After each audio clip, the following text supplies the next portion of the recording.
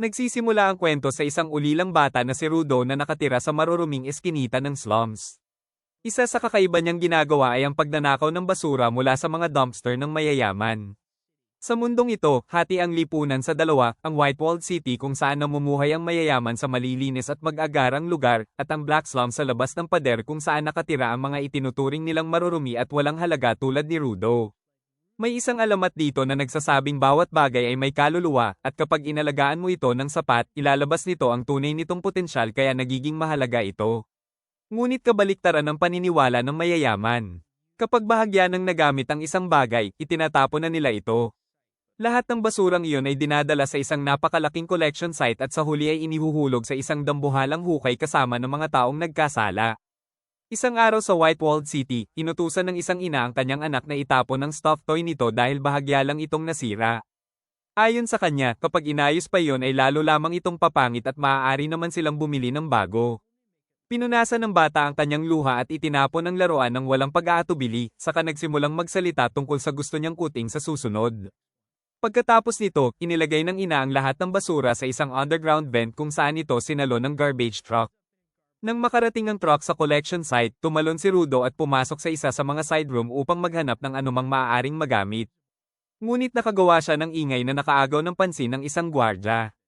Agad na pumasok ang bantay at itinutok ang baril kay Rudo habang tinatanong kung siya ba ang kilalang trash raider, saka pinindot ang alarm upang tumawag ng backup. Dinampot ni Rudo ang pinakamalapit na kalat at ibinato ito sa mga gwardya. Nabiyak ang ilang bulok na itlog sa kanilang malilinis na uniforme at sa sobrang pagkadiri ay natigilan sila. Habang hindi sila makagalaw, mabilis na umakyat si Rudo pabalik sa vent nang hindi man lang lumilingon. Pagdating niya malapit sa labasan, biglang sumara ang gate sa harapan niya. Bago pa siya makapag-isip ng ibang paraan, dumating ang mas maraming gwardya at agad nagpaputok. Umiwas si Rudo sa mga bala at kumari pa patungo sa pader. Isang bala ang dumaplis sa kanyang braso ngunit nagawa pa rin niyang makatalon at mawala sa dilim. Mula sa likuran ay sumisigaw ang mga gwardya na hindi nila maaaring hayaang makatakas ang isang bata, ngunit nakalusot na si Rudo sa isang sewer tunnel. Sugatan at inis, nagbulong siya na napaka-absurdo na binabantayan ng mga mayayaman ang kanilang basura na para bang napakahalaga nito. Kinabukasan, mabilis na kumalat ang balita tungkol sa trash raider. Nahihirapan ng mga elite na paniwalaan na may taong mag-aabala upang magnakaw ng basura. Nang makita nila ang adoptive father ni Rudo mula sa slums, tiningnan nila ito ng may pandidiri at sinabing dapat manatili na lamang ang mga taga-slums sa sarili nilang panig. Sa kabilang banda, alam na ng mga mahihirap kung sino ang nasa likod ng kaguluhan at may ilan pang nagdarasal na sana ay mamatay na ang batang iyon bago pa madamay ang lahat kapag nagalit ang mga gwardya. Ngunit walang pakialam si Rudo at ipinagpatuloy lamang niya ang pagkukumpuni ng mga nakolekta niyang gamit. Dumating ang kaibigan niyang si Shua at pinagsabihan siya dahil muli na naman siyang nanghalungkat ng basura. Nag-aalala siya na baka may masamang mangyari kapag nahuli siya ng trash management. Ipinaliwanag ni Rudo na patuloy na itinatapon ng mga mayayaman ang mga bagay na maaari pa namang gamitin, at ginagamit lamang niya ang mga iyon upang kumita sa pamamagitan ng pag-aayos at pagbebenta sa mga tao sa slums na tunay na makaka-appreciate sa mga ito. Pagkatapos noon, may dumating na grupo ng mga bully at nagsimulang pagtawanan si Rudo. Sinabi nilang sa wakas ay natagpuan na nila ang pinagmumulan ng mabahong amoy sa lugar. Pati si Chua ay pinagsabihan nila na tigilan na ang pakikipagkaibigan kay Rudo bago pa siya mang-amoy basura. Isa sa kanila ang sinipa ang mga inayos na gamit ni Rudo at sinabing wala namang bibili ng mga iyon. Pinagtawanan din nila ang kanyang mga kamay at sinabing napakadumi raw ng mga ito kaya kailangan pa niyang magsuot ng maruruming guwantes para lang maitago. Tahimik lang si Rudo habang tinatanggap ang pang-aalipusta, ngunit nang tawagin siyang anak ng isang baliw na mamamatay tao, may kung anong pumutok sa loob niya. Ipinagmalaki ng mga bully na ang slums ay itinayo para ikulong ang mga kriminal na tulad niya at sinusubukan daw nilang ibalik ang kaunting respeto sa lugar. Ngunit ayon sa kanila, sinira ng reputasyon ng ama ni Rudo bilang serial killer ang lahat ng pinaghirapan nila. Tiningnan sila ni Rudo ng masama at napaatras sila. Bago tuluyang umalis, nagbato pa sila ng huling insulto, sinabing malamang ay magiging katulad din siya ng kanyang ama, saka tumakbong palayo sa takot. Nang makaalis ang mga ito, lumapit si Chua at sinubukang pakalmayin siya. Sinabi niyang naniniwala pa rin siya sa kanya. Napatingin siya sa stuffed toy na inayos ni Rudo at napangiti, namangha sa ganda ng pagkakaayos nito. Sinabi ni Rudo na hindi iyon ibinibenta, at habang iaabot na sana niya ito kay Chua, biglang dumating ang ina nito at hinayla siya palayo. Pinagalitan siya dahil nakikipagkaibigan na naman siya sa kakaibang batang iyon. Nasaktan si Rudo at umuwi upang makita ang kanyang foster father na si Regto. Inasar siya ng matanda sa pamamagitan ng paggaya sa kanyang kilos at nagbiro na mukhang sinusubukan niyang manligaw nang ialok niya ang laruan sa magandang dalagita. Namula si Rudo sa hiya dahil hindi niya alam na may nakamasid sa kanya. Binanggit ng matanda ang paghalungkat niya sa basura at sinabing hindi naman sila ganoon kahirap para umabot siya sa ganoong punto. Hiniling nitong ipaubaya muna sa kanya ang ganoong trabaho hanggang sa tumanda pa siya at ipinaalala kung gaano ito kadelikado kagabi. Inisip ni Regto na baka pakiramdam ni Rudo ay may utang siya sa kanya dahil inampon siya nito, ngunit itinanggi iyon ni Rudo. Gusto lang daw niyang gawin ang parte niya bilang miyembro ng pamilya. Napunta ang usapan kay Chua at sinabi ng matanda na maging mas tapat siya sa nararamdaman niya rito. Napansin din nito ang hiwa sa braso ni Rudo at sinimulang gamutin yon. Habang nilalagyan ng benda, hiniling niyang habarin ni Rudo ang kanyang mga guwantes. Nang gawin niya ito, lumantad ang kanyang may itim na mga braso. Sinisi ni Rudo ang kalagayan ng mga ito sa kanyang tunay na ama na hinatulan ng kamatayan at inihulog sa hukay. Sinabi niyang matagal na niyang dinadala ang lahat mag-isa, hinuhusgahan dahil sa kanyang hitsura, at palaging sumasakit ang kanyang mga kamay. Ngunit mula nang ibigay sa kanya ni Regto ang mga guwantes, kahit paano ay gamaan ang pakiramdam niya. Matapos ang pag-aalaga sa sugat, muli siyang hinimok ng matanda na sabihin kay Chua ang tunay niyang nararamdaman bago pa may ibang mauna. Samantala, sa labas ng bahay, may isang misteryosong tao na tahimik na nagmasid sa kanila buong gabi. Kinabukasan, matapos turuan ni Regto si Rudo kung paano ngumiti ng maayos, nag-ipon siya ng lakas ng loob at umalis upang hanapin si Chua. Habang naglalakad, nakita niya ang isang lalaki na inihahagis sa hukay habang sinisigawan ng masasamang salita ng mga tao sa paligid. Napaisip siya kung ano nga ba ang tunay na nangyayari sa mga taong itinatapon doon. Maya-maya, binati siya ni Chua ng masiglang magandang umaga. Mabilis niyang itinago ang stuffed toy sa likod ng kanyang likod at tahimik nitong sinabi kung gaano kalungkot na pinipilit silang panoorin ng mga pagbitay kahit ayaw naman nila. Sinabi ni Chua na ayaw niyang makita si Rudo na mauwi sa ganoong kapalaran balang araw at kung patuloy niyang isa sa panganib ang buhay niya, maaaring mangyari talaga ang kinatatakutang hinaharap na iyon. Nagkibit balikat si Rudo at sinabing palagi rin siyang pinagsasabihan ni Regto tungkol dyan. Ngunit ngumiti lang si Chua at sinabi na marahil ay ibig sabihin noon ay nagmamalasakit ang matanda sa kanya tulad ng pagmamalasakit niya.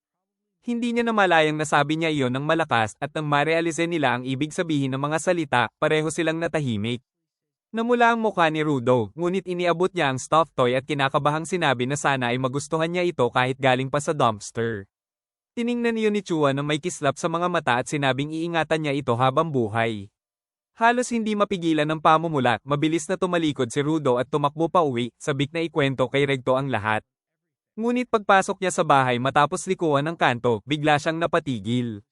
May isang lalaking nakamaskara sa loob at si Regto ay nakahandusay sa sahig na may espada na nakabaon ng malalim sa kanyang dibdib.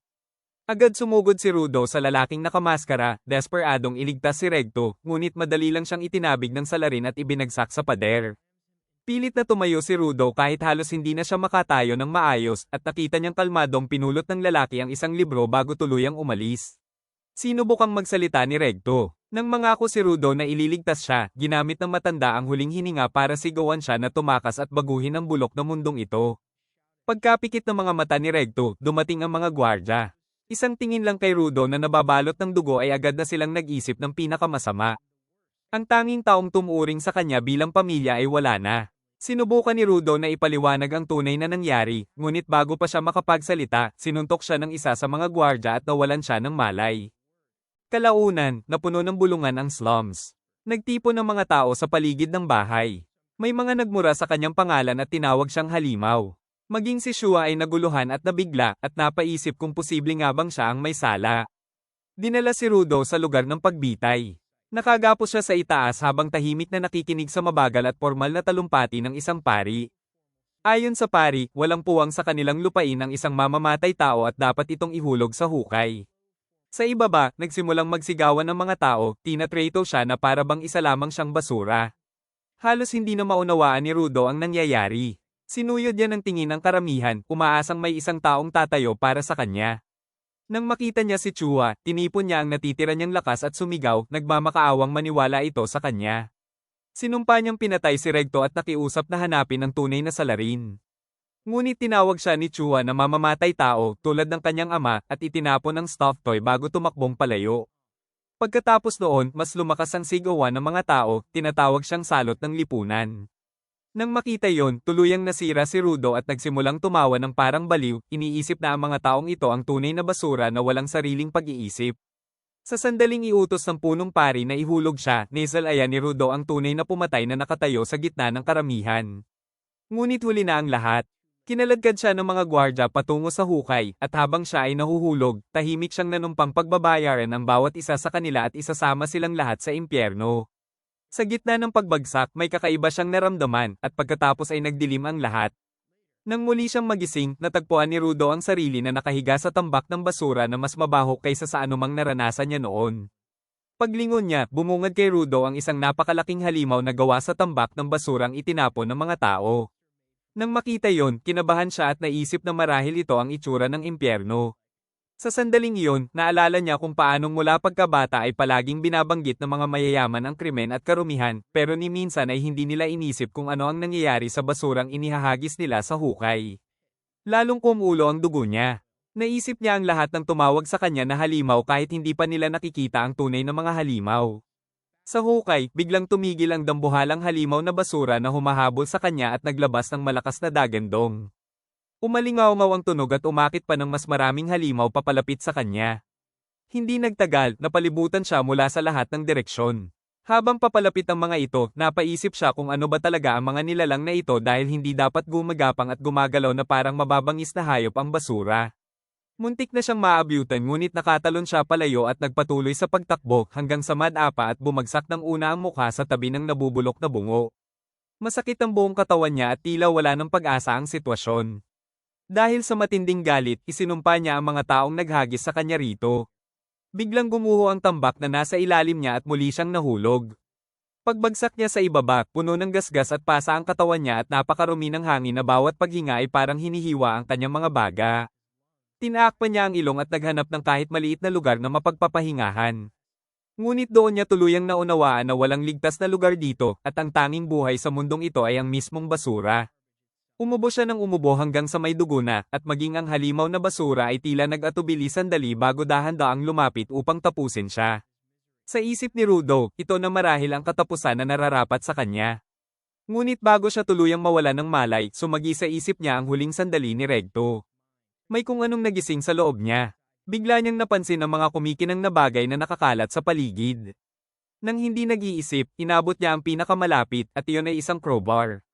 Mahigpit niyang hinawakan ng hawakan at tumingala sa direksyon ng mundong dati niyang tinitirhan habang gumagawa ng listahan ng paghihiganti sa isip.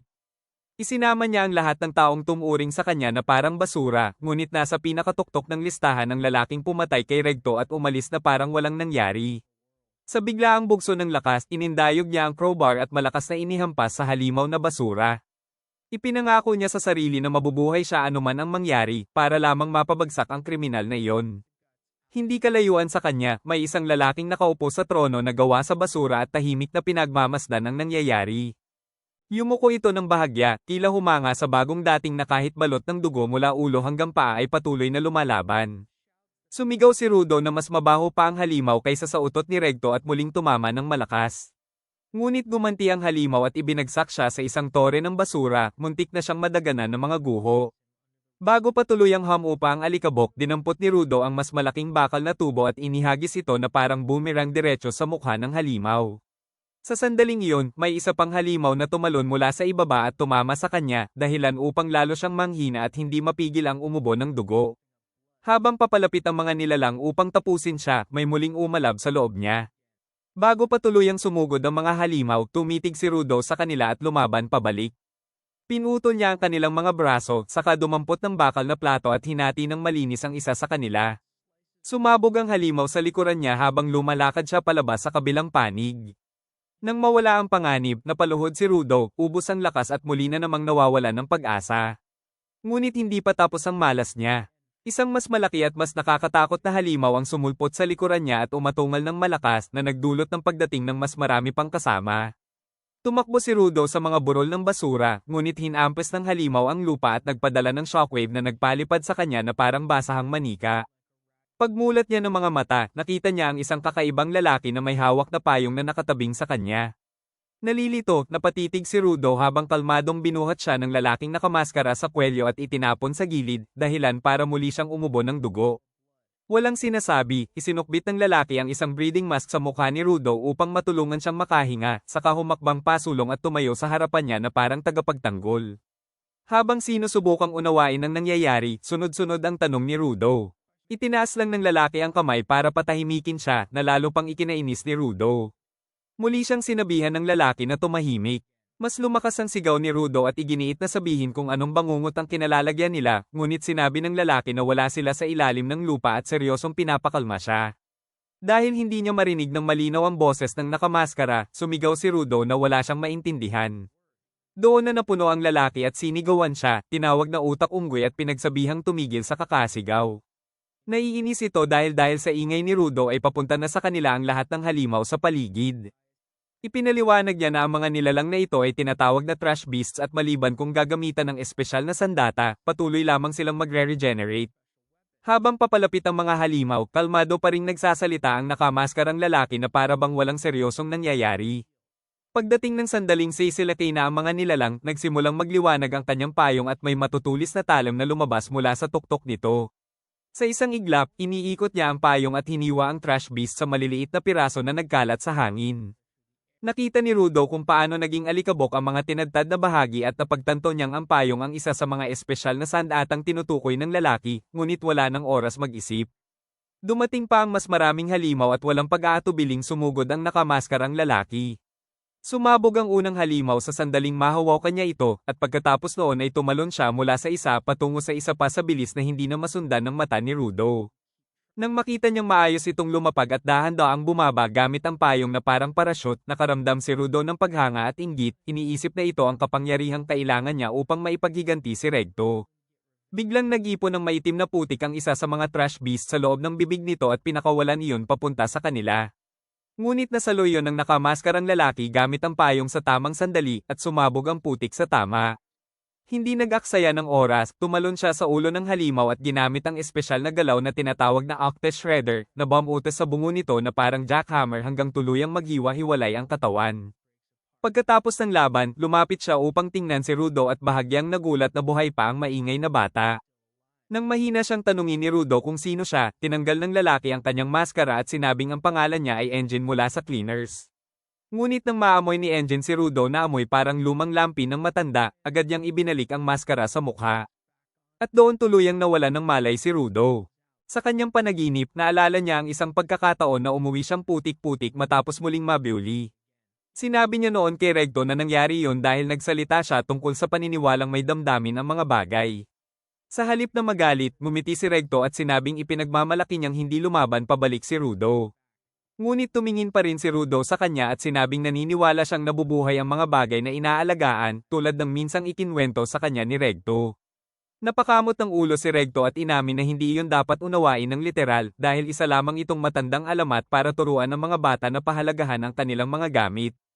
Hindi naman nabahala si Rudo at tumingin sa paligid ng kanilang magulong maliit na bahay bago nagtanong kung may kaluluwa rin ba ang lahat ng bagay doon. Napangiti at bahagyang natawa si Recto habang pinagmamasdan ng batang puno ng kuryosidad. Sa kasalukuyan, nagising si Rudo at natuklasang nakagapos siya sa mga kadena. Agad niyang minura si Engine at inakusahan itong nilinlang siya, ngunit kalmadong sumagot si Engine na bastos namang paraan iyon ng pakikipag-usap sa taong nagligtas ng kanyang buhay. Ipinaliwanag niyang ginapos lamang siya dahil wala siyang ibang paraan para buhatin ito habang walang malay. Nang marinig yun, sinabi ni Rudo na kalagan siya ngayon na gising na siya dahil may mas mahalaga siyang kailangang gawin. Kailangan niyang hanapin ang taong pumatay kay Recto at maghiganti. Sandaling natahimik si Engine bago siya binigyan ng realidad, sinabing hindi posible ang pagbabalik sa ngayon. Ipinaliwanag niyang ang mundong pinanggalingan ni Rudo ay tinatawag na sphere, at ito ay lumulutang ng mataas sa langit at patuloy na gumagalaw kaya imposibleng maabot sa kasalukuyan. Nakuha ni Rudo ang punto at itinuro na ang salitang sa ngayon ay nangangahulugang maaari pa rin itong mangyari balang araw. Nagliyab ang determinasyon niya at sinigawan si Engine na sabihin ang lahat tungkol sa sphere, sa mga halimaw, at sa kakaibang kapangyarihang ginamit nito. Hindi raw siya tatahimik hanggat hindi niya nakukuha ang lahat ng sagot na kailangan para maparusahan ng pumatay kay Recto. Pagod na sa walang tigil niyang pagsigaw, tuluyang nawalan ng pasensya si Engine at inihagis ang maskara sa gilid, sinabing oras na para malaman ni Rudo kung ano talaga ang itsura ng hukay. Walang paliwanag, hinablat niya si Rudo at kinaladkad na parang aso sa tigang nakaparangan hanggang makarating sila sa isang abandonadong lugar. Doon niya ito itinapon sa bukas na espasyo at sinabing sulitin niya ang pananatili. Sumigaw si Rudo na hindi man lang ipinaliwanag kung ano ang aral na dapat niyang matutunan. Ngunit natahimik siya nang mapansing may grupo ng mga taong nakamaskara na nakatitig sa kanya. Isa sa kanila, isang lalaking nakapulang damit ay tila nabaliw sa tuwa nang makakita ng bata. Bahagya pa siyang naglaway at nagtanong kung ito na ba ang maswerteng araw niya. Sinuri niya ang suot ni Rudo at inisip na maaaring galing ito sa sphere, kahit nagduda ang iba. Tinanong ng lalaking nakapula kung saan siya nanggaling at nang sabihin ni Rudo na nahulog siya mula sa itaas, sabay-sabay nilang inalis ang mga maskara at lumapit sa kanya na halos hindi mapigilan ang pananabik. Sa una ay inakala nilang nagsisinungaling siya dahil ang isang tunay na spirit ay hindi dapat nakakaintindi ng kanilang wika. Ngunit lumapit ang lalaking nakapula at hinawakan ang mukha ni Rudo upang makasiguro, bagay na labis niyang ikinabahala. Bigla na lang nagbago ang tono ng lalaking nakapulang damit. Humingi siya ng paumanhin at inalok na kalagan si Rudo dahil naaawa raw siya sa mga pinagdaanan nito. Saglit na naniwala si Rudo na baka nakatagpo na siya ng matinong mga tao, hindi tulad ni Engine. Ngunit mabilis naglaho ang pag-asang iyon nang matagpuan niya ang sarili na niloko at nakatali sa likod ng isang truck. Pinagmamasdan siya ng mga nakamaskarang miyembro ng grupo habang nagpupumiglas, may malalapad na ngiti sa kanilang mga mukha dahil ang mga spirit na tulad niya ay nagkakahalaga ng milyon at hindi nila kayang pakawalan ang ganitong pagkakataon. Gumawa ng nakakatakot na ekspresyon ng lalaking nakapula at ipinaliwanag kung bakit napakalaki ng halaga ng mga tulad niya. Galit ang mga tao rito sa mga taga-sphere dahil walang tigil ang pagtatapon nila ng basura na nagpapalason sa hangin at nagpapahirap sa buhay sa ibaba. Masakit huminga, at ang mga halimaw na hindi namamatay ay sumisira ng mga tahanan at dumudurog ng mga pamilya. Kaya kapag may isang taga-sphere na napadpad dito, ang gusto ng karamihan ay pahirapan siya hanggat maaari. Pagkasabi nito, halatang nasa sabik ang lalaking nakapula na pahirapan si Rudo, ngunit kailangan muna niyang panatilihing buhay ito. Isinubo niya kay Rudo ang nabubulok na pagkain para lang makita itong magdusa, iniisip na tiyak na hindi kakayanin ng isang batang lumaki sa itaas ang ganoong karumihan. Ngunit sa ikagugulat niya, kinagat ni Rudo ang laman ng kanyang mga daliri hanggang magbalat ang balat, nilamon ng bulok na pagkain na parang walang epekto, at tinitigan siya ng matalim. Pagod na sa pangungutya at mga katawa-tawang palayaw, tuluyang nagliyab ang galit ni Rudo at nag-activate ang kanyang mga guwantes. Pinagpira-piraso niya ang mga kadena at idineklara na tapos na siyang magpaalipin sa kahit kanino. Mula sa malayo, napatunayan ni Engine ang hinala niya, si Rudo ay isang giver, isa sa iilang tao na kayang magbigay buhay sa mga bagay. Nagpanik ang grupo at sinubukang atali siyang muli, iniisip na ang mga kadena ang pinagmumulan ng kanyang kapangyarihan. Ngunit pinatahimik sila ni Rudo nang baguhin niya ang isang gulong sa malapit, bagay na ikinagulat ng lahat dahil ang isang giver ay hindi dapat magkaroon ng higit sa isang bagay na pinapagana.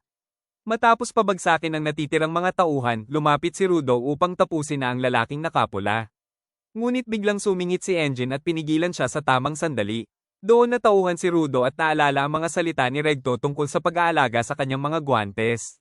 Napagtanto ni Engine na nas agad niya ang bata at humingi ng paumanhin, sinabing gusto lamang niyang tiyakin kung tunay ngang may kapangyarihan si Rudo.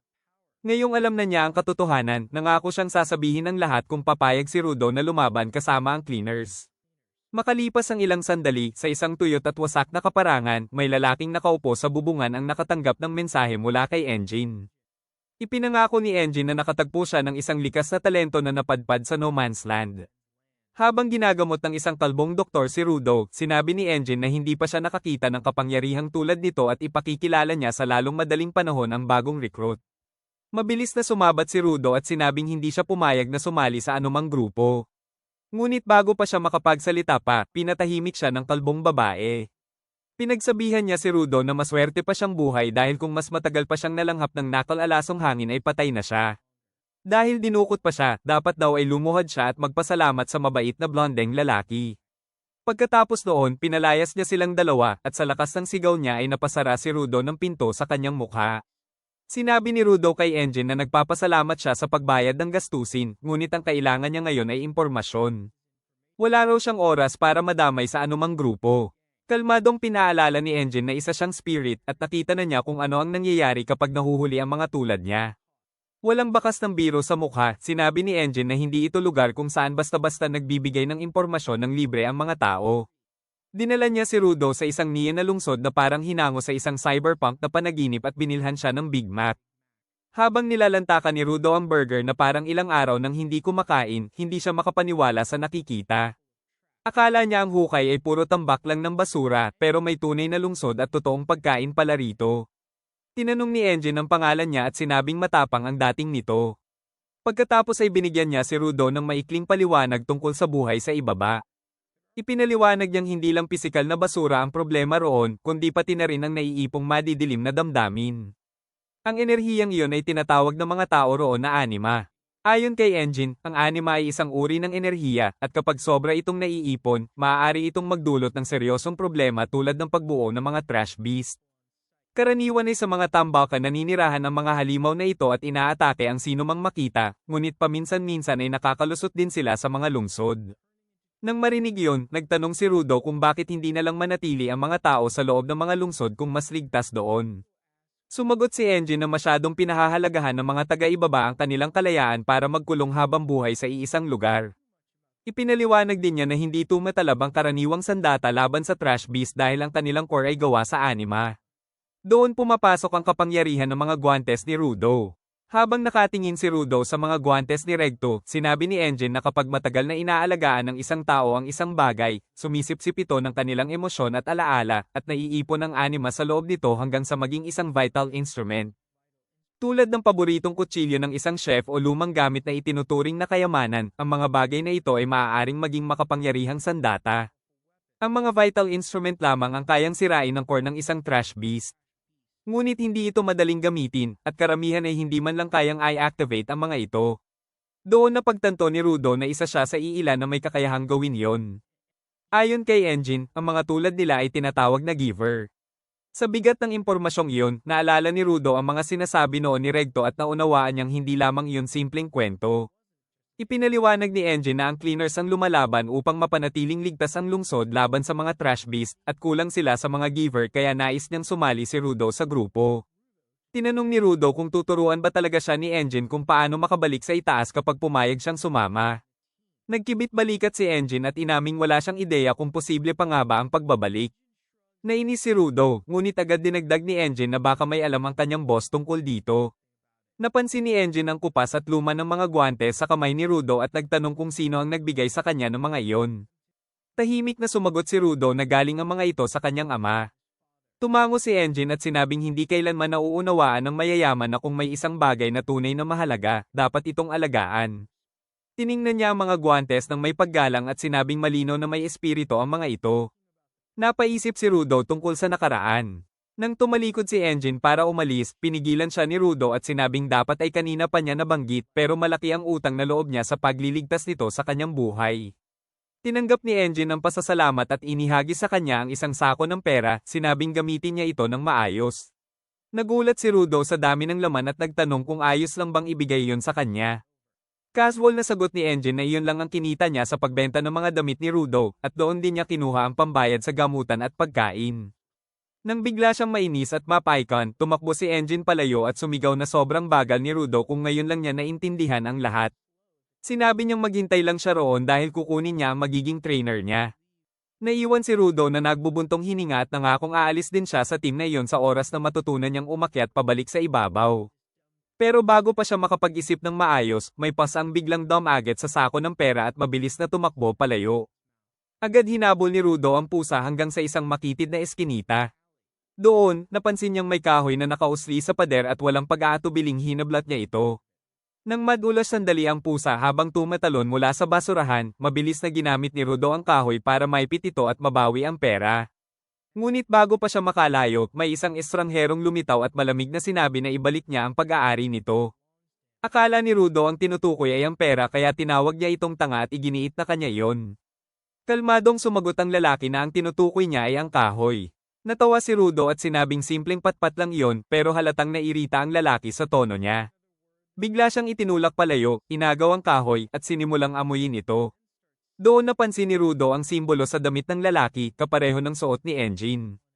Doon niya naisip na baka mali ang taong napag-initan niya. Bago pa siya makapagsalita, naglabas ng kapangyarihan ng lalaki bilang isang giver at ibinagsak sa lupa ang kumikislap na patpat. Kumislap ang asul na liwanag sa harap ni Rudo habang sinabihan siyang maghanda. Tinawag siya nito sa pangalan at sinabing naikwento na ni Engine ang lahat. Dagdag pa nito, miyembro siya ng Akude Cleaners at siya ang naatasang magsanay sa baguhan. Ipinakilala niya ang sarili bilang Zanka Nejiko at pinaalalahanan si Rudo na huwag pakialaman ang gamit ng iba. Ipinaliwanag ni Rudo na ginamit lang niya ang patpat para mabawi ang pera mula sa pasang nagnakaw, pero hindi pa rin kumbinsido si Zanka. Sa halip, sinabi nitong iparating sa ama ni Rudo na hindi siya napalaki ng maayos. Tumigas ang mukha ni Rudo at muntik na siyang sumabog sa galit pero naalala niya ang isang tahimik na sandali kasama si Regto kung saan pinayuhan siya nitong manatiling kalmado kapag umiinit ang sitwasyon at subukang intindihin ang nararamdaman ng iba. Huminga siya ng malalim at unti-unting kumalma. Naisip niyang malamang galit si Zanka dahil may halaga sa kanya ang bagay na iyon. Kung may magtangkang kunin ang kanyang mga guwantes, magagalit din siya. Kaya nilunok niya ang kanyang pride at taos-pusong humingi ng paumanhin. Sinabi niyang hindi niya sinasadyang kunin ang isang bagay na mahalaga. Unti-unting nawala ang tensyon at humupa ang liwanag sa patpat ni Zanka. Sinabi nitong ayos lang dahil naibalik naman at humingi siya ng tawad. Inamin din nitong napasobra siya at hindi niya gustong takutin ang bagong estudyante. Napatulala si Rudo, hindi lang dahil nakaiwas siya sa suntok kundi dahil unang beses gumana ang aral ni Regto. Inilahad ni Zanka ang kamay at sinabing mula ngayon ay magiging magkakampi sila, saka siya itinayo. Pagkatapos, tinanong niya kung anong sandata ang gamit ni Rudo at anong uri ng kapangyarihan ang mayroon nito. Napakamot si Rudo at inamin na hindi rin siya sigurado. Kahit ganun, sinabi ni Zanka na astig ang mga guwantes niya na tuluyang napatigil si Rudo. Bigla niyang naalala kung paano palaging sinasabi ni Regto na tigilan na ang hitsura ng serial killer at subukang ngumiti. Kaya doon mismo, sinubukan ni Rudo na ngumiti gaya ng pinagpraktisan niya noon. Namangha si Zanka sa kanya, ngunit sa susunod na segundo, nagalit siya at sigaw kay Rudo na nirerespeto siya ng ganoong mukha. Napanik si Rudo at sinubukang ipaliwanag na yun pala ay ngiti. Umiling si Zanka at sinabi na yun ang pinaka-creepy ng ngiti na nakita niya sa buong buhay niya. Iniisip na baka sa mata niya may problema, sinubukan ulit ni Rudo, ngunit mas nakakatakot pa ang bagong ekspresyon. Nang makita yon, napigil ang panga ni Zanka at tinanong kung gusto ba talagang makipaglaban ang bata. Nagsimula silang mag-away na parang mga bata sa playground hanggang naging seryoso si Zanka. Sinabi niya na ang talento lang ay hindi sapat. Hindi pwede na para lang sa sarili mong layunin ng pagtrabaho habang ang iba ay nagtataya ng buhay araw-araw para protektahan ng tao. At kung hindi pa handa si Rudo ipaliwanag kung bakit siya nakikipaglaban, baka hindi rin ganoon kahalaga ang layunin niya. Nang marinig si Zanka na tinawag na walang kwenta ang huling hiling ni Regto, tuluyang napaikan si Rudo at sinabi na manahimik siya. Malinaw ang paninindigan niya at hindi niya papayagang maliitin yon. Napangisi si Zanka at sinabi na mula pa nung magkakilala sila, ramdam niya na hindi sila magkakasundo. Tumango si Rudo at itinaas ang sandata, handang patunayan ang kanyang punto. Dito napansin ni Zanka ang kakaibang bagay, hindi lang ang guwantes ang ginagamit ni Rudo, hawak niya rin ang isa pang bagay. Biglang na-realize niya na baka may kakayahan si Rudo na gawing vital instrument ang kahit anong hawak niya. Tumawa si Zanka at sabi, ang batang ito sobrang kakaiba, pero kahit ganon, ang talento niya ay hindi kasing lakas ng karanasan. Biglang ibinagsak ni Zanka ang kanyang staff sa lupa sa harap ni Rudo at sumugod na may serye ng mabibigat na palo, pilit na itinulak si Rudo paatras hakbang-hakbang. Habang pinapalo siya, nambubuli si Zanka at sabi na nakakatuwa na mapapalo ng ganoong kainan na bagay. Nakakuha ng isang palo si Rudo, bahagya lang napuruhan ng pisngi ni Zanka, pero bago siya makasunod, ibinagsak ng lalaki ang staff sa isang malakas na strike at napatumba si Rudo. Tumawa si Zanka at naisip na baka hindi gaanong kahalaga ang kapangyarihan ng bata. Pero bigla siyang naamoy ng kakaiba. Nang tumingin sa marka sa pisngi niya, napuno ng takot ang mukha niya. Hindi pala basta-basta patpat ang gamit ni Rudo, plunger ng toilet ang gamit niya. At ngayon may dumi si Zanka sa mukha. Nang makita yon, nanawagan si Zanka na itigil ni Rudo, pero hindi pinansin ni Rudo ang protesta ng clean freak at tuloy-tuloy niyang hinampas ang plunger na parang isang maalamat na espada. Ang dati kumpiyansang Zanka, biglang napilitang depensahan ang sarili, dumododge sa bawat palo habang may takot sa mga mata. Habang pinapanood siya ni Rudo na umiikot na parang takot na biktima, napaisip siya kung bakit epektibo pa rin ang kakatwang sandatang ito. Sumugod siya sa trainer niya na ngayon mas mukhang biktima na humihingi ng buhay kaysa isang bihasang mandirigma. Nagpatuloy ang habulan hanggang sa lumabas sila sa eskinita. Doon, biglang bumalik ang pasa ang nakita niya kanina at natapakan si Zanka na naging sanhi ng pagkadulas niya. Humampas ulit si Rudo, at sa pagkakataong ito, natapakan ng damit ni Zanka ng plunger, basang-basa sa dumi at tuluyang talo. Pagkaraan ng ilang sandali, dumating si Engine at casually na tanong kung huli na siya at kung naging magkaibigan na ba sila. Habang naglalakbay sila, napatawa si Engine ng todo at muntik na panghimasin ang truck, sinasabi na tuluyang nasil ni Rudo ang laban gamit ang buong poop barrage. Tahimik si Zanka, tinatakpan ng mukha sa kahihiyan, habang si Rudo naman nakayuko sa isang awkward na posisyon, unti-unting na-realize kung gaano kakaiba at katawa-tawa ang kinalabasan ng laban at kung gaano siya naging mayabang. Para maganang mood, tiningnan siya ni Engine at sinabi na solid ang tao si Zanka at siya na ang magiging guro ni Rudo mula ngayon. Napangiti si Zanka ng kaunti, halatang natutuwa sa papuri. Bigla naman lumitaw sa likod ng upuan ng isang pulang buhok na babae na si Rio, na para bang andyan na siya simula pa lang. Sinabi niya na na-curious siya at gusto niyang makita ang gulo, at sinimulang haluin ang buhok ni Rudo na para bang matagal na silang magkakilala, habang si Rudo ay nakatitig na naguguluhan, naisip na baka hindi rin ganoon kasama ang buhay sa pit. Habang nagpapatuloy ang biyahe, sinabi ni Engine na ang susunod nilang hihintuan ay ang HQ ng cleaners. Habang patuloy na ginagambal ng buhok ni Rio si Rudo, dumating sila sa isang junkyard na puno ng mga wasak na gusali at tambak ng sirang sasakyan sa labas ng nakapader na base. Pagpasok ni Engine sa gate at pagparada sa loob, dinampot ni Rio ang kanyang mga kamay sa damit at nagpakita ng kasiyahan, habang si Rudo ay nanatiling nakatunganga sa higanteng gusali na siya pala ang HQ ng cleaners. Pumasok sila, wini-wave ni Rio si Rudo at tinawag siya ni Engine sa front desk kung saan ipinakilala siya sa isang babae na si Simu. Ngunit habang ipinapakilala, bigla niyang tinusok ang kanyang tinidor ilang pulgada lang mula sa leeg ni Rudo, hindi sa kanya kundi sa nakakainis na langaw na palibot na nag-iwan kay Rudo at Engine na walang masabi. Pagkatapos, mainit niyang tinanggap si Rudo bilang bagong recruit at sinabi na kahit narinig na niya ang tungkol sa talento at pinagmulan ni Rudo mula kay Engine, gusto pa rin niyang suriin ang kanyang potensyal. Ipinaliwanag ni Engine na ang vital instrument ni Simo ay ang espesyal niyang salamin na nagpapakita ng tunay na kakayahan ng tao. Nagulat si Rudo na may ganoong uri ng vital instrument. Nang i-activate ni Simo ang kanyang salamin at kumislap ang kanyang mga mata ng ginto, pansamantala siyang pumasok sa isip ni Rudo, ngunit agad na napaalis. Nang makita yon, tinanong ni Engine kung ano ang nakita niya at ipinaliwanag ni Simo na mahusay siya sa pisikal na bagay at malakas ang koneksyon niya sa kanyang vital instrument, pero problema na hindi matatag ang koneksyon, kaya kailangan niya ng pagsasanay para ganap itong makontrol. Nang lumingon si Simo, tanong ni Engine kung may mali pa, at casual niyang sinabi na may dumi pang natira sa leeg ni Rudo, na ikinatawa ni Engine at sabi, kaya pala patuloy na sumusunod ang mga langaw sa kanya. Tinukso rin niya si Rudo na tigilan na ang paglalaro sa tambakan. Pagkatapos magpasalamat, dinala siya ni Engine upang makilala ang boss. Ngunit sa labas, napansin niyang seryoso pa rin ang ekspresyon ni Simo. Habang naglalakad, ipinaliwanag ni Engine na may halos 100 cleaners sa kabuuan na may iba't ibang trabaho, ngunit karamihan ay palaging nasa labas sa pit para magtrabaho. Pagkatapos, inalok ni Engine na ipakilala si Rudo sa iba at binuksan ang pinto ng isang kalapit na silid. Akala niya ay halos walang tao, pero higit sa 100 cleaners ang naroon, malamig ang pagtanggap, kaya mabilis niyang isinara ang pinto at sinabi na pwede nilang gawin iyon mamaya. Pagkatapos noon, nakarating sila sa silid ng boss. At bago pa man makapasok si Rudo sa silid na parang walang pake, hinarang siya ni Engine, alam niyang malamang sisilip siya at magtatanong kung paano makakabalik sa sphere. Binalaan siya na walang libreng impormasyon dito sa ilalim, at kailangan niyang kumita muna ng kaalaman sa pamamagitan ng paggawa ng trabaho. Pinapaalala rin ni Engine na kahit pinili niyang ipakita ang sariling vital instrument, bawal itanong ang sa iba, lalo na sa boss na nagtatago ng kanyang sikreto. Kahit ganon, nagtitiwala pa rin sa kanya ang mga cleaners. Pag huminga ng malalim, pumasok si Rudo sa silid at nakita itong ganap na walang tao. Doon, lumitaw si Simo at casual na sinabi na nakalimutan niyang banggitin na wala ang boss. Nadismaya si Rudo na ikinangiti ni Engine at tinanong kung kailan babalik ang boss, pero umiling lang si Simo.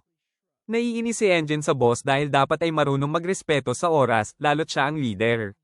Bigla, sumulpot si Rio mula sa likod at iminungkahi na samahan siya ni Rudo bilang trainee sa kanyang trabaho habang hindi pa dumarating ang boss. Pumasok siya sa posisyon at ipinaliwanag na gusto niyang mas makilala si Rudo. Pagkatapos ay pinag-usapan nila ang request ng kliyente, isang kalapit na bayan ang tinatamaan ng maliit na trash beasts at gusto lang nila itong maalis. Tinanong ni Rudo kung ano ang pollution zone na iyon at tumingin si Simo kay Engine, tanong kung bakit hindi pa niya nasabi sa bagong recruit. Ipinaliwanag ni Engine na nasabi na niya pero tinawag lang itong dump area para mas madali ang tunog. Tinawag ni Simo si Engine na half-wit at saka ipinaliwanag kay Rudo. Sinabi niya na hati ang mundo sa dalawang zone, isang safe zone na tinitirhan ng tao at ang isa ay tahanan ng trash beasts na tinatawag na polluted zone. Dagdag pa niya, ang lugar na pinuntahan ni Rudo ay isang espesyal na polluted zone na tinatawag na no man's land. May 4 na ganitong lugar at karamihan sa tao ay hindi nabubuhay doon dahil punong-puno ito ng napakalaking trash beasts na kahit ang mga giver ay nahihirapan labanan. Sinabi niya na maswerte si Rudo na nakapunta sa ganoong lugar at tinanong kung ano ang ginagawa niya doon. Pumagit na si Engine na may walang kwentang argumento at saka kinuha ng receptionist ang mask mula sa ilalim ng desk at ibinigay kay Rudo. Sinabi niya na isuot ito sa polluted zone dahil mapanganib ang hangin doon at pwede siyang mamatay. Ipinaliwanag niya na kung wala ang mask, mamamatay ang tao sa no man's land sa loob ng 15 minuto. Habang nagpapatuloy ang kwento, nasa lugar na ang gang at lahat ng cleaners ay may suot na mask. Sinabi ni Rio kay Rudo na madali lang ang trabaho pero gusto pa rin niyang maging maingat siya. Tinitingnan ni Rudo ang trash dome sa harap niya at iniisip kung gaano katagal siyang huminga sa ganoong hangin. Ngunit ganito mismo ang inakala niya sa pit noon sa sphere dahil walang impormasyon tungkol sa mga taong nakatira sa ilalim. Gayunpaman, kumikislap ang mga mata niya habang tinitingnan ang basura para sa isang trash thief, parang treasure trove ang lugar na ito. Tinanong ni Rudo si Rio kung sino ang mga tao sa paligid nila at ipinaliwanag niya na mga supporter lang sila at wala silang kapangyarihan gaya nila. Isa sa mga supporter ang bumati kay Rudo at inabot ang kamay para sa handshake. Nang ginawa rin ni Rudo, napilitang higpitan siya ng kamay ng supporter. Sinabi ni Rio kay Rudo na sobrang lakas ng grip ng supporter na ito, sapat para masira ang outer shell ng trash beast. Naiintindihan ni Rudo na baka hindi siya makasabay sa kanila, pero nagpa siya siyang mag-obserba at matuto. Biglang nagbigay ng heads up ang mga supporter at nagsimulang lumabas ang trash beast sa harap nila. Napanik si Rudo nang makita ang buong kawan ng goat-like trash beasts at sabi na wala naman daw sino man na nagsabi na kakailanganin nilang labanan ng ganito karami. Pero sinabi ni Rio na huwag mag-alala dahil mabagal at mahina lang ang mga halimaw na ito. Sinubukan ng trash beasts na atakihin ang barricade pero halos wala silang nagawa. Sinabi ni Rio kay Rudo na maswerte siya dahil may pagkakataon siyang manood at matuto.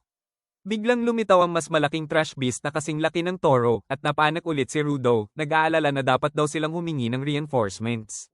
Pero sinabi ni Rio na relax lang, duda siya na lalaki pa ang herd at kung maipunin nila ang mga ito agad, maaari silang umuwi ng maaga.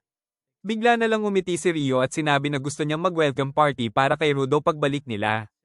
Pero sagot ni Rudo, hindi pa siya opisyal na miyembro. Kaya nagsuggest siya ng ibang klase ng party na nakakabahala dahil sobrang chill niya kahit nasa battlefield. Napapahinga si Rio at pinayuhan siya na pinakamahalaga sa ilalim ng lupa ay manatiling kalmado. Ang payo na iyon ang nagpabalik kay Rudo sa focus, pero biglang nagbago ang mood ng isang higanteng beast ay bumangga sa pader sa gilid nila. Sinubukan ni Rudo manatiling kalmado at pinapasabi sa sarili na okay lang. Pero nung tumingin siya kay Rio, excited ito sa cool na monster, kahit hindi ideal sa training, nagpapasigla sa kanya ang malalakas na kalaban. Nakita ni Rudo kung gaano kasigla si Rio, kaya paulit-ulit niyang sinasabi sa sarili na okay lang. Pagkatapos, napansin niya ang gunting sa kamay ni Rio na kumikislap habang isang buong kawan ng mga halimaw ang sumugod sa kanya. Itinapon ni Rio ang gunting sa ere at biglang naging malaking pare sa hangin. Dumapo siya sa gitna ng mga kalaban at pinutol ang mga trash beasts gamit ang mga paalang niya na nag-iwan kay Rudo na nakatingin sa kakabilib. Ipinaliwanag ng supporter na si Rio ay tinatawag na Reaper at isa siya sa mga bihirang cleaners na gumagamit ng vital instrument gamit ang paa. Habang nakatitig si Rudo sa galing niya, pinayuhan siya ng supporter na huwag magpabeya at pinigilan ng toro na trash beast na sumugod sa kanya mula sa likod. Pagkatapos, piniga ng supporter ang mukha nito gamit ang kanyang lakas, saka iniabot kay Rio na pinutol ito sa gitna at sinabing ipadala pa ang iba. Habang nakatayo si Rudo, pinapanood niya kung paano pinapahina ng mga supporter ang mga beast at ipinapasa kay Rio na parang dream team. Namangha siya sa galing ng tunay na cleaners at naalala ang oras na sinabing papayag siyang tumulong para makuha ang gusto niya. Nang maalis ang mga maliliit, tumingin si Rio sa malaking beast habang bumangga ito sa harap niya. Agad na kumilos ang mga supporter para pigilan ng iba pang sumali sa laban. Napansin ni Rio na may isa pang beast na buhay pa at sumugod sa supporter na nadapa sa kanyang sungay.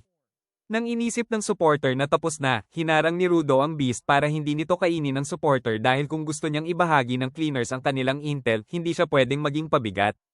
Para patunayan ng sarili, pinapailaw ni Rudo ang kanyang kapangyarihan sa pulang aura at naging weapon. Napuno ng enerhiya ang hawak niya at nagbago ang hugis nito, naging parang web. Dito nagsimulang ma-realize ni Rudo na ginagamit niya ang kapangyarihan niya at natakot siya, wala siyang ideya kung paano ito kontrolin. Habang patuloy na sumugod ang monster, nagawa nitong sirain ang kanyang weapon.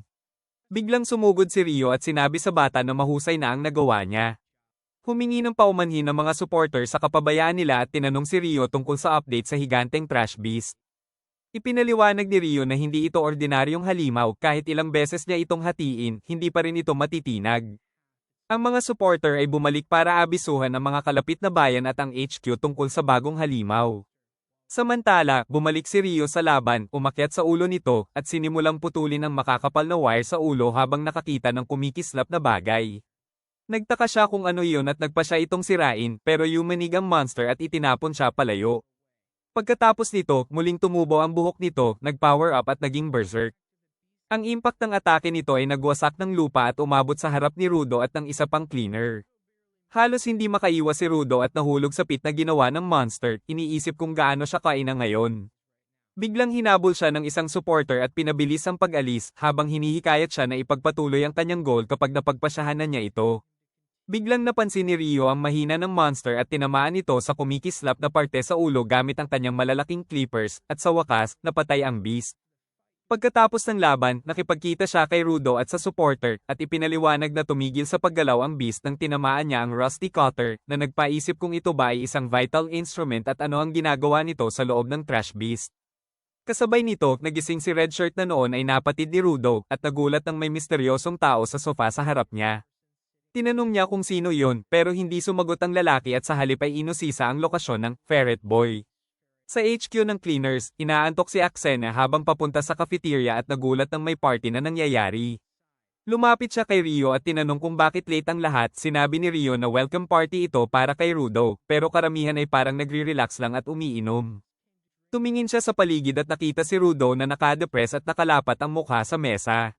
Napansin ni Zanka na ang guest of honor ay hindi masaya, at ipinaliwanag ni Rio na hindi niya nagamit ng maayos ang vital instrument sa mission, kaya sa tingin ni Zanka ay medyo lame siya. Pagkatapos, tinanong niya si Rio tungkol sa kakaibang Trash Beast, at ipinaliwanag nito na ang core nito ay hindi karaniwang bagay, pinalakas ito ng vital instrument, at ito ang unang pagkakataon na ang isang vital instrument ang nag-spawn ng Trash Beast.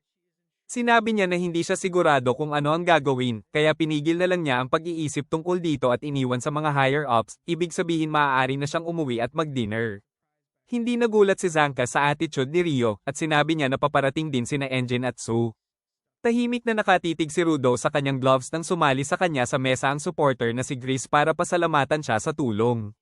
Sinabi ni Gris kay Rudo na nakikita niya ang effort niya sa laban, pero sinabi ni Rudo na wala naman siyang nagawa. Nang sabihin ni Gris na nailigtas niya ang buhay ni Follow, hindi kilala ni Rudo ang pangalan, at ipinaliwanag ni Gris na si Follow ang batang supporter na may goggles na halos nadodge kung hindi niya hinarang ang Trash Beast. Frustrated si Rudo dahil kinailangan siya ni Rio iligtas dahil hindi niya nagamit ng maayos ang kapangyarihan, at palagi rin siya sa ibabaw, laging nawawala ang kontrol at kailangan iligtas ni Reto. Ang dahilan kung bakit siya galit sa sarili ay palagi siyang nangangailangan ng tulong at hindi nakakatupad sa inaasahan. Pero muling pinasalamatan siya ni Grace na labis niyang ikinagulat. Sinabi ng lalaki na karamihan sa cleaners iniisip na mahina ang mga supporter at parang pabigat lang, at marami sa mga bagong recruit iniisip din ito, pero iba si Rudo. Ngumiti si Grace habang sinasabi na sumali si Follow dahil gusto niyang lumaban sa monsters kahit walang kapangyarihan, at nagsusumikap habang inaalagaan ang kanyang object, umaasang maging giver balang araw at makabawi sa mga giver na nanlilibak sa kanya. Pagkatapos, pinayuhan siya ni Gris na kalimutan ng inaasahan ng iba at alalahanin ang kanyang goal mula sa simula. Naisip ni Rudo kung ano iyon, at sinabi ni Gris na alalahanin ang pagsisisi niya nang mahulog sa pit at kusang lalabas ang goal sa kanya. Sa huli, sinabi ni Gris na maging kumpiyansa at tapikin siya sa ulo, na labis na nag-emote kay Rudo, pero agad itong nawala ng dumb eye kit si Engine sa likod niya. Nagulat si Engine na hindi pa kumakain si Rudo, at binalaan siya ni Rio na baka wala ng pagkain para sa kanya kahit siya ang kumain ng karamihan. Pagkatapos, inimbitahan ni Gris si Rudo na kumain kasama sila at namangha si Rudo nang makita ang lahat ng nakangiti sa kanya ng taos-puso, kaya masaya siyang sumama. Pagkatapos nito, nagsimula ang musika at may kakaibang lalaki na nagsimulang mag-spray paint sa pader. Sinabi ni Engine kay Rudo na bantayan ng pangalang Gob dahil ito ay lalaki na gumagawa ng gusto niya ng may kumpiyansa. Habang nagpipinta si Gob, sumisigaw ang crowd na tigilan siya dahil mabaho ang pintura, pero tuloy siya. Sinabi ni Engine na huwag naman ngayong mag-drawing ng trash, pero ngumiti si Gob at sabi hindi niya maipapangako. Sa liwanag ng kanyang mga mata, tuloy ang dedikasyon ni Gob at namangha si Rudo sa kanyang sipag. Samantala, sa madilim na silid, sugatan si Red Shirt mula ulo hanggang paa at nagmamakaawa sa lalaki na patawarin siya dahil nasabi na niya ang lahat ng alam niya. Pinagbigyan siya ng masamang lalaki sa pamamagitan ng paglagay ng blade sa bibig niya at mabilis na hinayla palabas habang inuulit ang paglalarawan kay Rudo na ibinigay ni Red Shirt. Pagkatapos, pagbalik ni Simio sa reception, nakatanggap siya ng tawag mula sa client at tinawag si Zanka, Rudo, at mga supporter para briefing tungkol sa request. Nagrereklamo si Zine sa receptionist na sinama si Rudo dahil hindi pa siya opisyal na kasali sa cleaners, pero sinabi ni Simio na partikular niyang tinawag si Rudo dahil kaugnay ang request sa kanya. Ipinaliwanag ni Simio na ninakaw ng isang trash beast ang kargamento ng isang merchant habang naglalakbay sa polluted zone, at ngayon ay humingi siya sa kanila na mabawi ang kanyang gamit.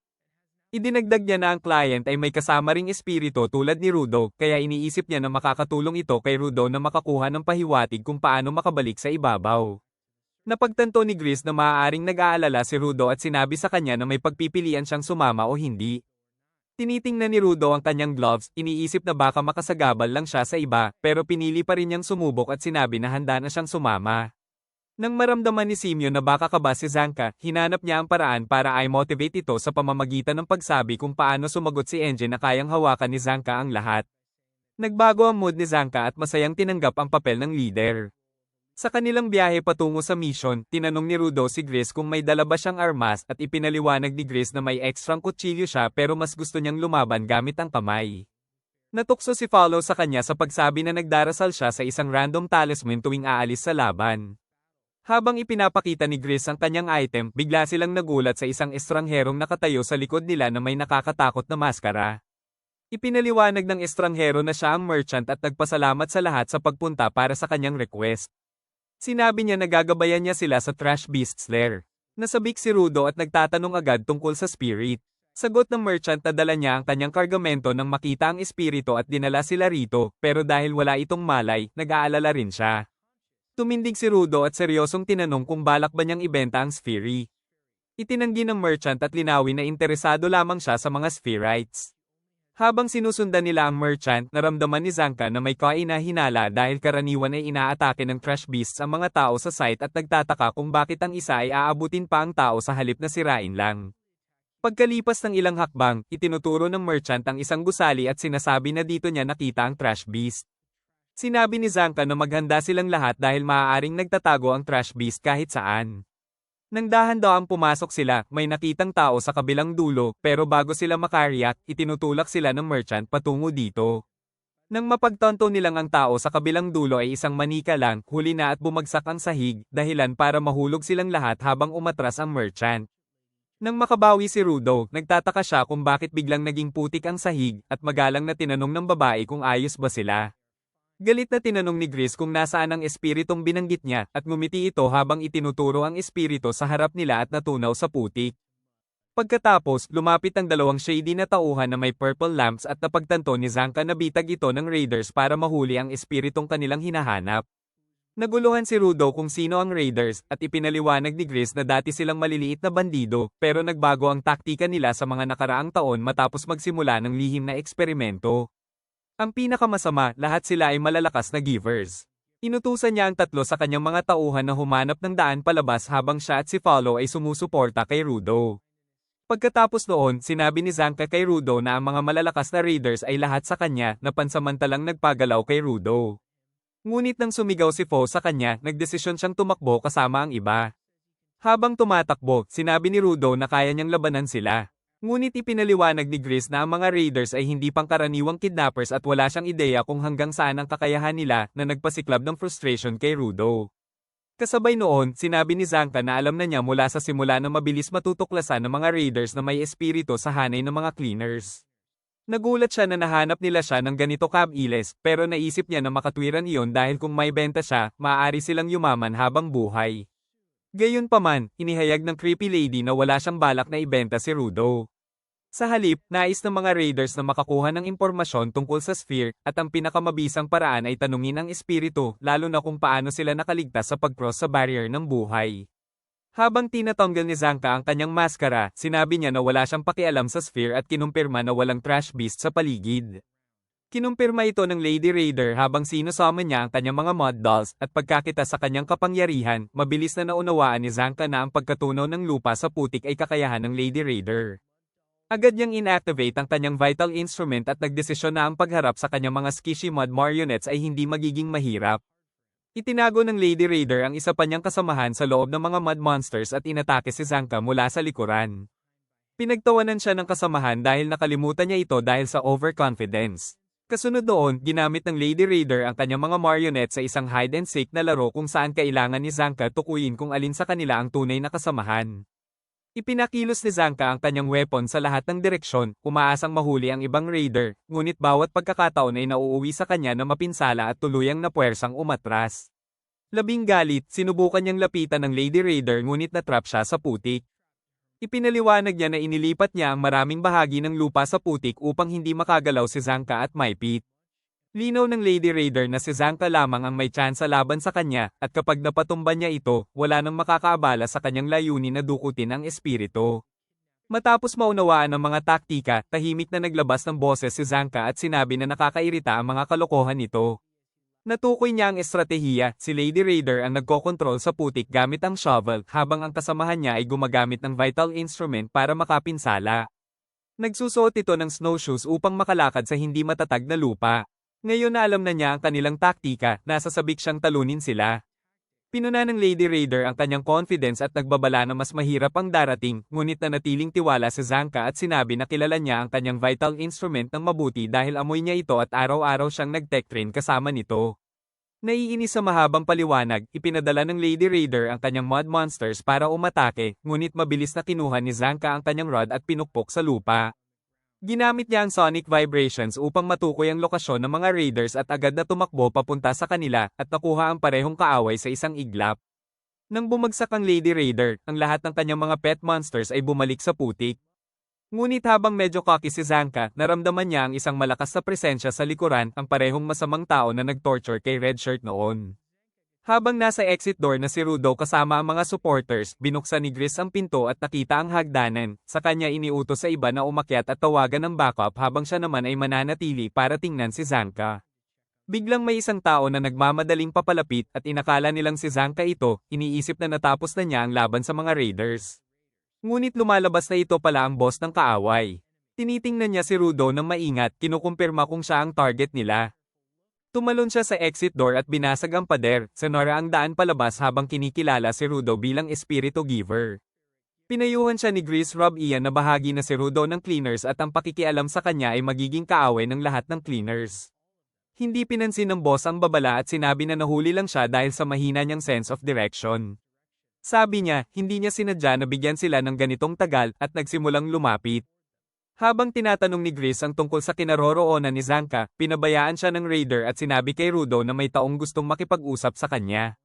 Mabilis niyang tinanggal ang mask ni Rudo, sinasabi na wala namang trash beasts dito. Nang tanungin ni Rudo tungkol kay Zanka, sinabi ng boss na pinaaga-aga lang niya ito at pina-knockout lang kahit na posibleng naapektuhan ng poison. Ginamit ng raider ang kanyang vital instrument para gawing matutulis na claws ang mga singsing sa kanyang mga daliri at pinaalalahanan si Rudo na sumunod ng tahimik. Sinubukan ng mga supporters na harangin siya, ngunit nabigo at pinagsabog sila sa lupa. Habang inihahanda ng boss ang kanyang claws, humarap si Brie kay Rudo, nangakong poprotektahan ang kanyang team sa lahat ng paraan. Ibaba ng boss ang kanyang claws at pinagtawanan ang mga narinig niya tungkol sa mga mahihinang supporters ng cleaners, sinasabi na wala silang silbi at hindi makapagtatanggol ng kahit ano. Sinabi ni Rudo kay Gris na umatras na dahil hindi niya kayang labanan ng raider ng walang armas at iginiit na siya na lang ang haharap dito.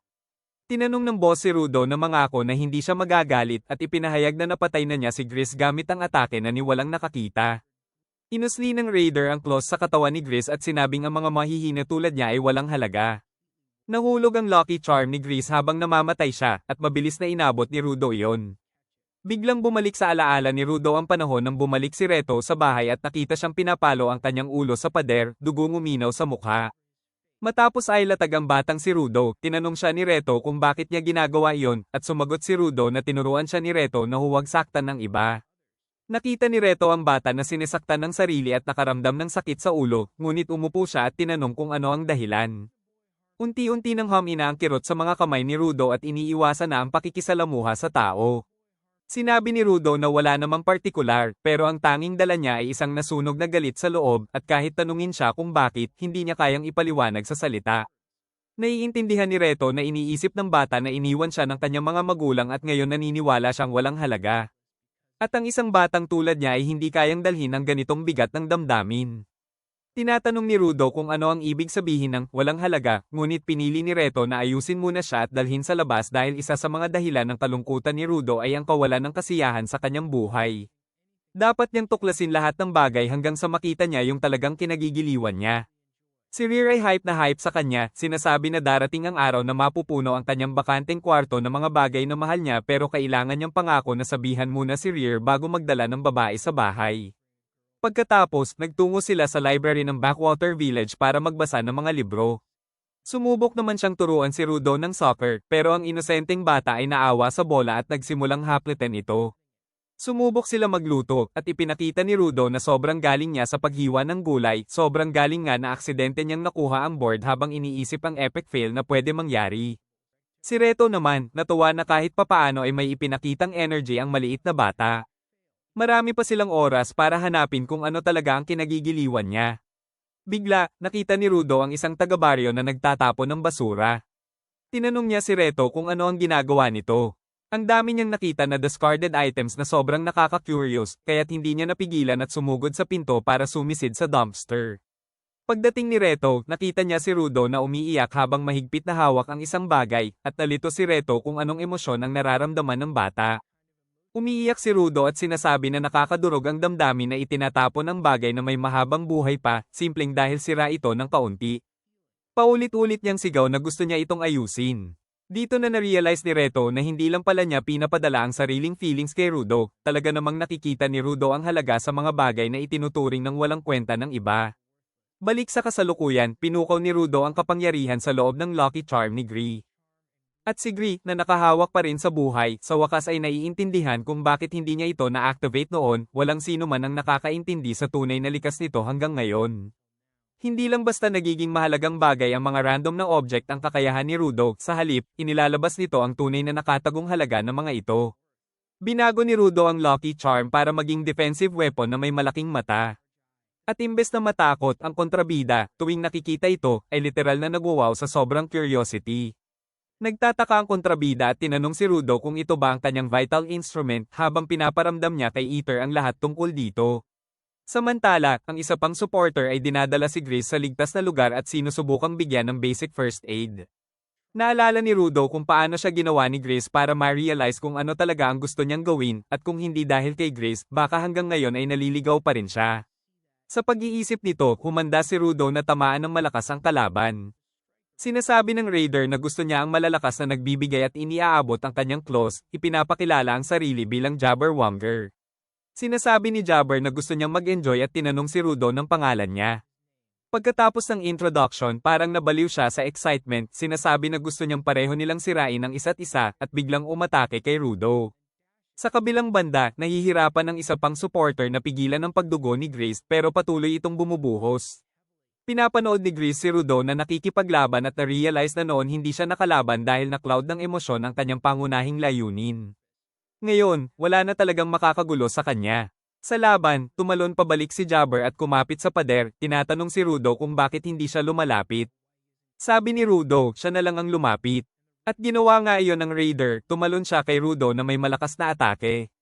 Pero sa huli, napunta siya sa sahig kasi nakaiwas na si Rudo sa paraan niya.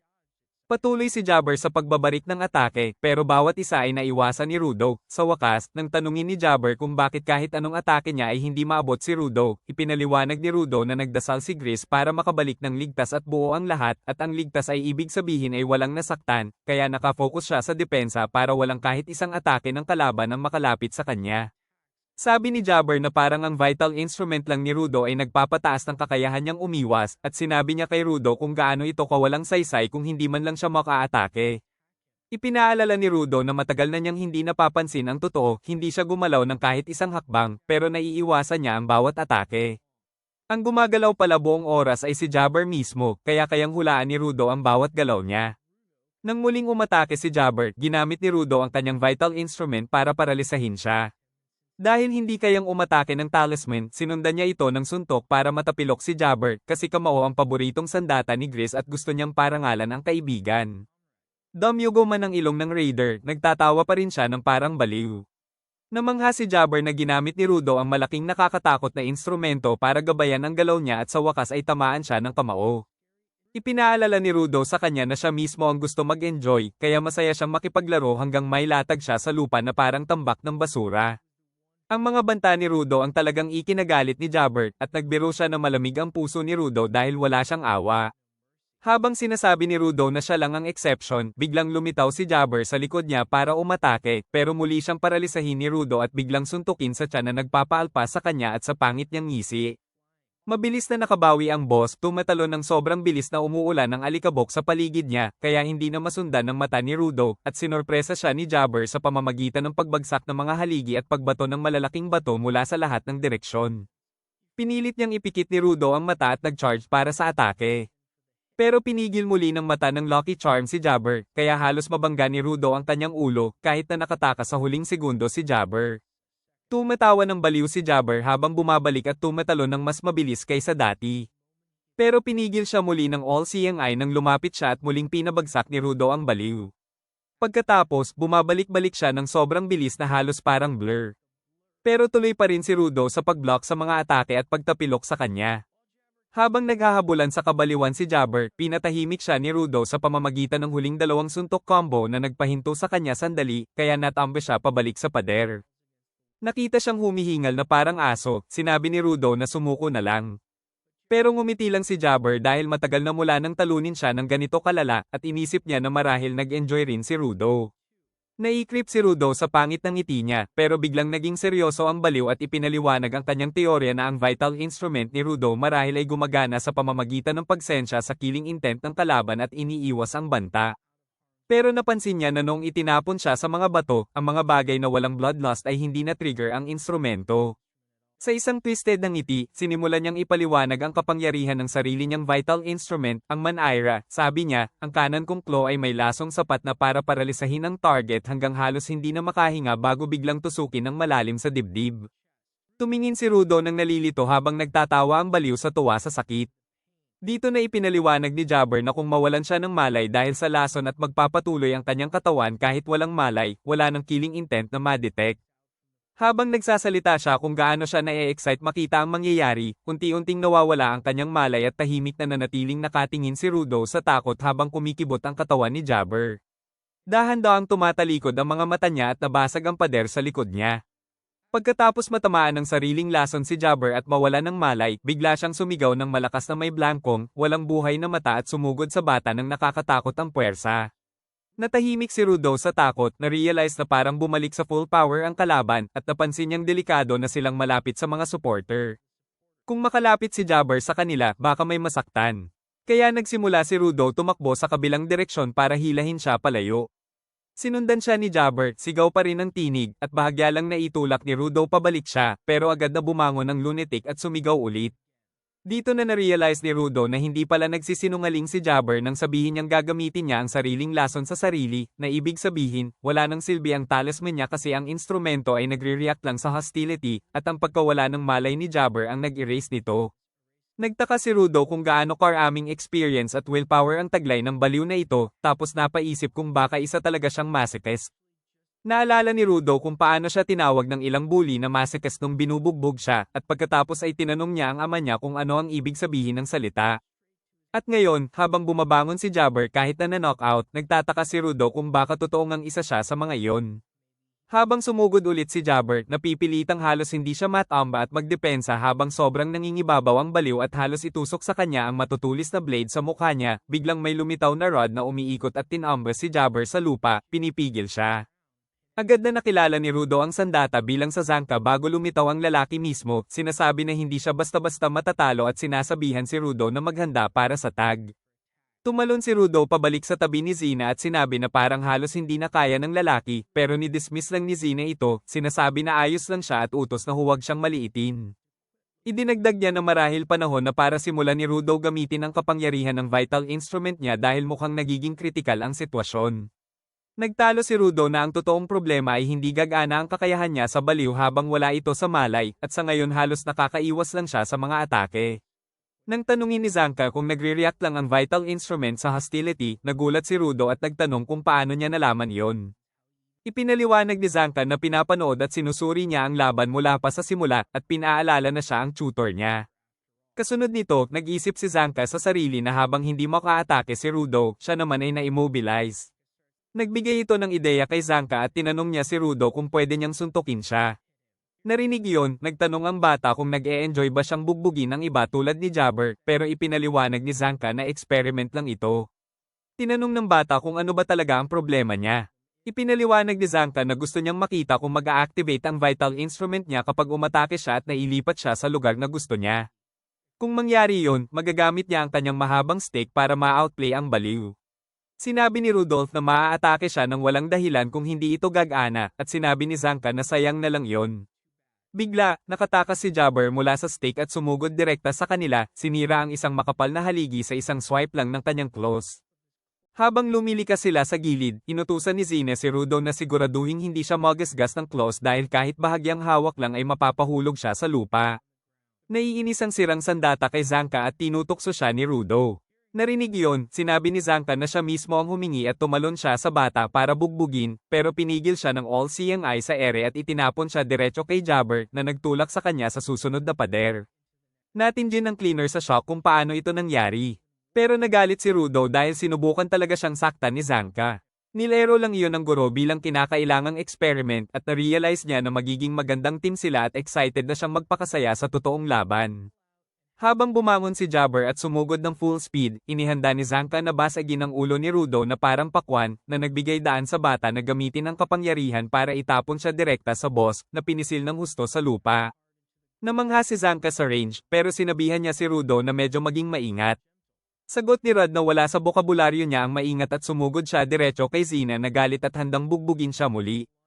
Tulad ng dati, itinapon ni Rudolph ang boss sa napakabilis na bilis. Kahit sinubukan ni Jabber na kontra, muling naitaboy siya.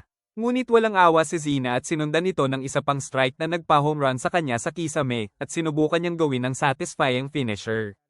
Bago ito tumama, nikot ni Rudo ang kalaban para ipagpatuloy ang pagdurusa. Ang ikatlong atake ay nagpa-blast kay Jabber sa pader ng sobrang lakas na sa wakas ay bumalik ang malay niya at bumati sa Mr. Bad Attitude na pinisil siya sa matigas na konkreto. Pagkatapos, lumapag si Zina at bumagsak dahil sa paulit-ulit na paglipad at nasaktan ang buong katawan niya. Kasabay nito, na-off ang kapangyarihan ni Rudo at nagdurog sa alikabok ang Lucky Charm ni Gree. Nakita yon, nalungkot si Rudo sa pagkawala ng mahalagang bagay na pinagkatiwalaan sa kanya ni Gree at nagtataka kung ano ang dapat niyang gawin ngayon. Habang iniisip ni Zanka na baka limitado lang ang buhay ng mga vital instrument na ginagawa niya, biglang nang inig at nahirapan huminga si Rudo bago bumagsak sa lupa. Nang tumingin ng malapitan, nakita ni Zanka ang gasgas sa kanyang likod, at nang lumingon siya, nakita niya si Jabber na tinusok ang sarili gamit ang kaliwang claw tulad ng dati. Palakad-lakad ang boss patungo kay Rudo. Tinanong ni Zanka nang naguguluhan kung paano pa siya makagalaw matapos bugbugin ng ganito, iniisip na baka kayang magpagaling ng kaliwang claw ang sugat, pero ipinaliwanag ni Jabber na hindi nito ginagaling ang sugat kundi tinatanggal nito ang sakit. Inamin ni Jabber na hindi niya inakala na mai-corner siya ng ganito kalala at nagpasalamat sa karanasan sa laban. Sinabi niya na ang lason sa kanang claws niya ay epektibo lamang sa kanya ng mga 10 minuto dahil sanay na siya rito. Pero para kay Zanka, dapat ay tumagal ito ng 30 minuto, kaya binigyan niya ulit ito ng 12 na nagpatulog kay Zanka muli. Bulong ni Jabber na kung hindi niya makuha ang totoong layunin niyang pagdukot, mapapag-alitan na lang siya. Dala ni Jabber si Rudo at inihakot habang nakahiga si Zanka na walang magawa at nanunood. Habang tumatakbo si Jabber kasama si Rudo, sandali niyang naalala ang kanyang mga tauhan ngunit agad rin nakalimutan habang nagtatangka si Rudo na gumalaw pero hindi niya magawa.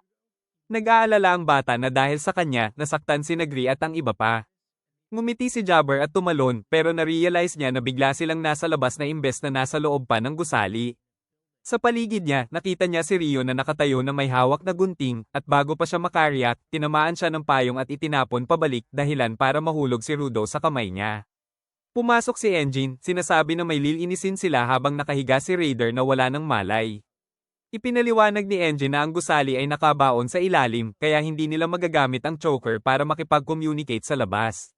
Sinita niya ang Raider dahil sinadyang ikulong ang kanilang mga kaibigan sa ilalim para putulin ang komunikasyon. Sa kabutihang palad, ang mga supporter na nakatakas dati, kasama si Tom, ay nahanap ang cellphone niya sa pinakamalapit na bayan at nakapagtawag ng backup dahil kung hindi, walang makakapansin.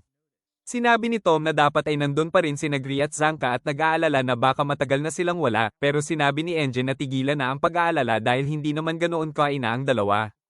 Inutusan niya ang babae na kumuha ng ilang supporter at pumunta sa ilalim para tingnan sila habang siya naman ang humahawak sa Raider. Pinutol ni Jabber, nagsasabing parang tinitingnan siya na parang basura at sinasabi na nakaka-excite ito sa kanya. Naiintindihan ni Engine si Rudo na naipit sa pakikipaglaban sa ganitong kakaibang baliw at nagalit ang iba pang cleaners kay Jabber dahil sinaktan niya ang kanilang mga kaibigan. Binalaan ni Engine ng kontrabida na hindi siya basta papayag ang makalampas. Pero tila hindi apektado si Jabber at iginiit na may tungkulin siyang dalhin si Rudo pabalik, sabi niya na kahit gusto niyang tumakbo, hindi ito pwede. Biglang niyakap siya mula sa likod ng isang babae na si Phony na may malamig na tingin at sinabi na panahon na para bumalik siya. Tumugon siya at sinabi na lumayo siya dahil ayaw niyang bumalik hanggat hawak niya si Rudo.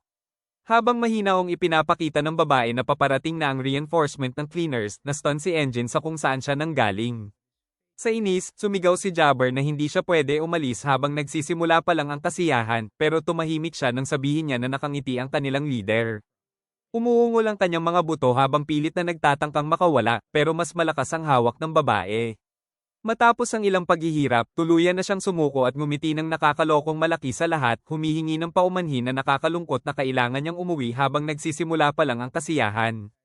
Habang nagulat si Rio sa pagkakita ng manhole sa pader sa likod nila, sandali lang, pinuri ni Jabber si Rudo dahil nakipaglaban siya ng husto para sa fear dweller niya, iniisip na marahil koma na ang bata dahil sa lason. Sinabi ni Jabber kay Engine na iparating ang kanyang pagbati, pero talagang nagulat siya nang makita si Rudo na gumagalaw pa rin sa ganoong kondisyon. Sabi ni Rod na hindi pa tapos ang laban hanggang mabawi niya ang lucky charm ni Gree. Ang matinding espiritu ng bata ang nagpapaangat sa kanya.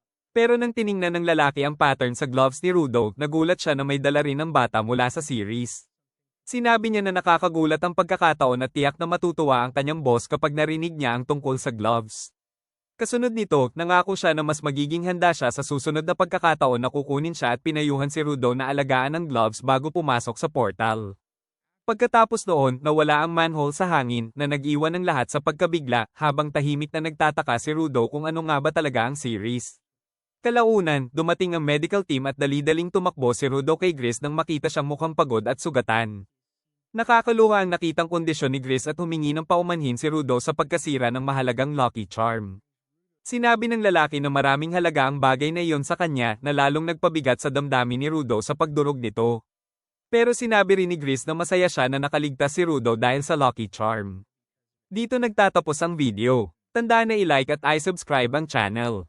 Salamat sa panonood at magkita tayo sa susunod.